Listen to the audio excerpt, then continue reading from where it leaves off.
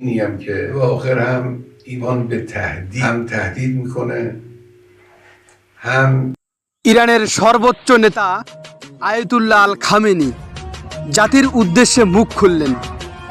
যুদ্ধ সংকট আর আন্তর্জাতিক চাপের মাঝেও তিনি জাতিকে দিলেন সাহস, বার্তা দিলেন প্রতিরোধের। তিনি বললেন, আমাদের শত্রুরা চায় ইরানকে দুর্বল করতে, কিন্তু আমরা মাথা নত করব না। আমাদের প্রতিরোধ চলবে শেষ রক্তবিন্দু পর্যন্ত।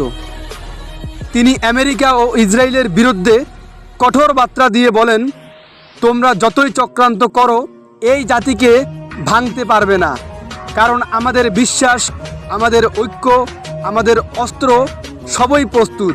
খামেনি আরও বলেন, এই যুদ্ধ শুধুমাত্র ভূখণ্ডের জন্য নয়, এটি ন্যায় বিচার, স্বাধীনতা ও ইসলামের মর্যাদা রক্ষার লড়াই।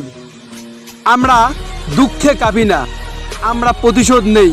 তার ভাষণ জুড়ে ছিল দৃঢ় সংকল্প, ছিল এক অদম্য বার্তা, ইরান কখনো মাথা নত করবে না।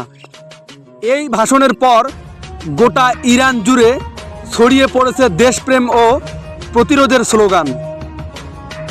জাতির উদ্দেশ্যে এই ভাষণ আবারও প্রমাণ করে আয়াতুল্লাহ আলী খামেনি শুধু নেতা নন, তিনি প্রতিরোধের প্রতীক। তো দর্শক, আয়াতুল্লাহ আলী খামেনির এই ভাষণকে আপনাদের কেমন লেগেছে সেটা অবশ্যই কমেন্ট বক্সে জানাতে ভুলবেন না, এবং এই রকম নতুন নতুন আপডেট পেতে আমাদের চ্যানেলটি অবশ্যই সাবস্ক্রাইব করে রাখুন।